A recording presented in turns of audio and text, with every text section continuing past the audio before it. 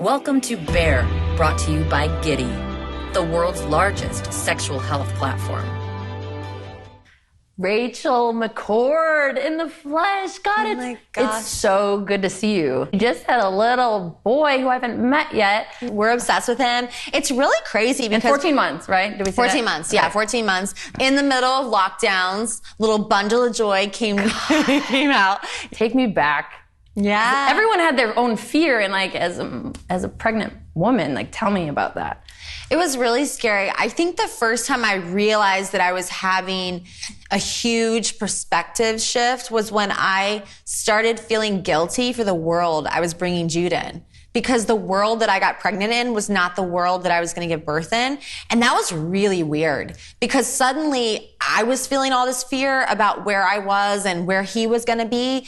And you start thinking about all the things like, how is he going to thrive? How is school going to be? You think about all the normal things. And then suddenly this very abnormal scenario just like lands in your lap. On one side of the coin, we're so blessed and grateful that we didn't get COVID. We were able to get vaccinated. We were able to, stay safe as a family. But on the other side, it's kind of like you're not living with COVID, but you're living with this panic about what could happen if, what happens to someone I love, and also just like feeling terribly alone.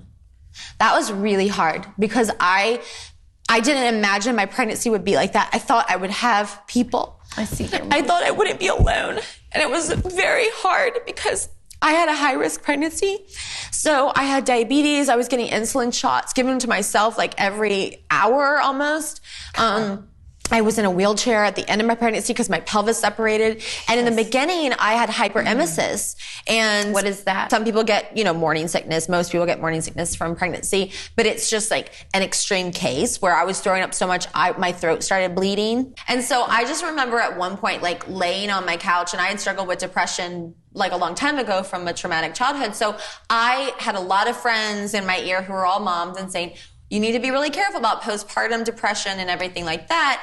I did end up dealing with postpartum anxiety, but no one predicted with me that I would actually deal with depression a little bit like when I was actually pregnant because I felt so alone. I literally would like lay on my couch and stare at a wall because I was too dizzy to watch television. I couldn't read. I was just kind of like stuck in my body, and you're feeling so horrible. Active. Like, I mean, you and I both, we're out gallivanting around, doing events, supporting each other in our different functions.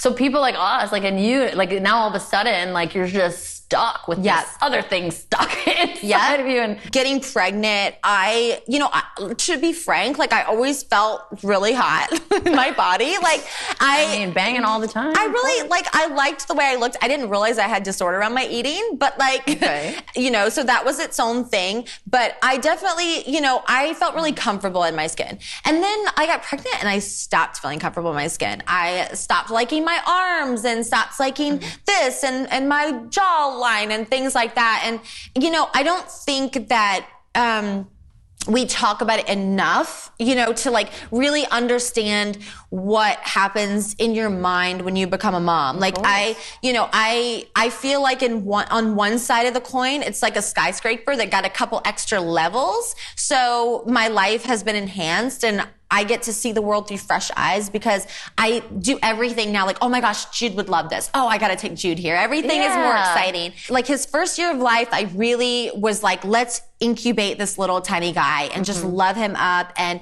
make sure that honestly, I never wanted him to cry.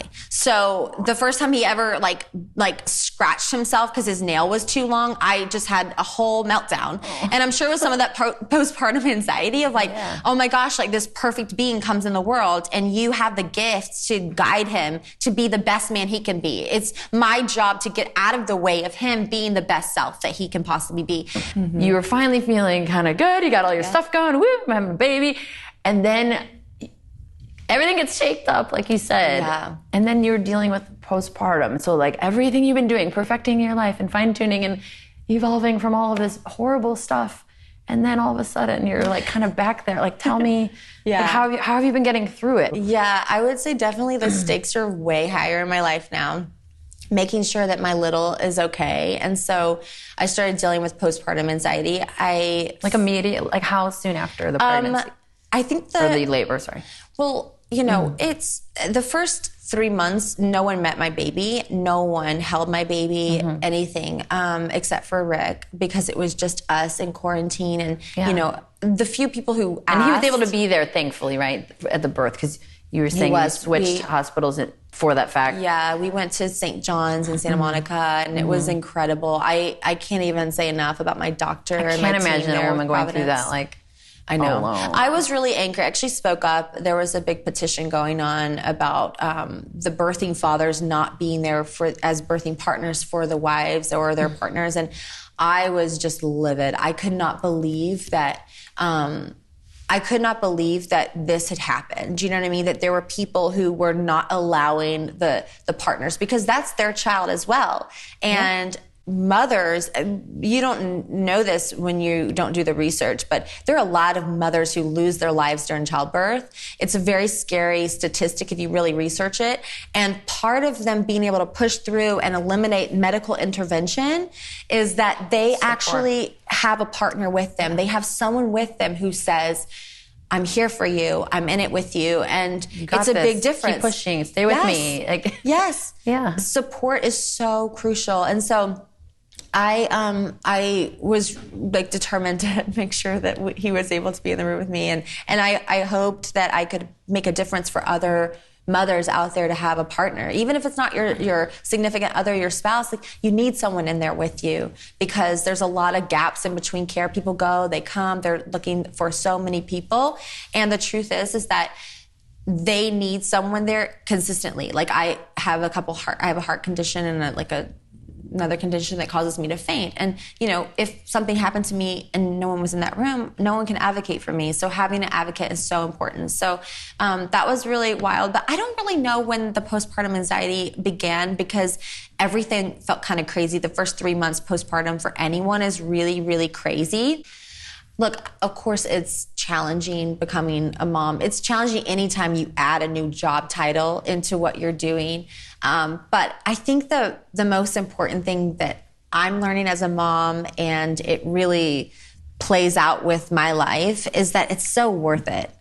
Like, it's so worth it to fight for yourself. It's so worth it to fight for your child, to fight for your marriage, your business. Like, especially with like post-COVID, so many of my friends had to close their doors, and then they pivoted and found a way to reinvest in themselves, reinvest in their lives. And I think the most beautiful thing is, like, dude, if some girl who went through so much abuse in a trailer park in Georgia and felt completely lost, had a speech impediment, literally like had everything stacked against her. Like, if I can somehow like grind through, cry through, fall apart through. It's okay to cry. Finding a way that there's peace. And it's not even like, oh, look, she is successful this, she has this, or she has that. It's like, do you have peace in your life? Like, can you wake up and think, I'm happy with who I am, I'm happy with what I can contribute to the world? Thank you so much for being comfortable enough to open up about all these difficult topics and showing there's hope.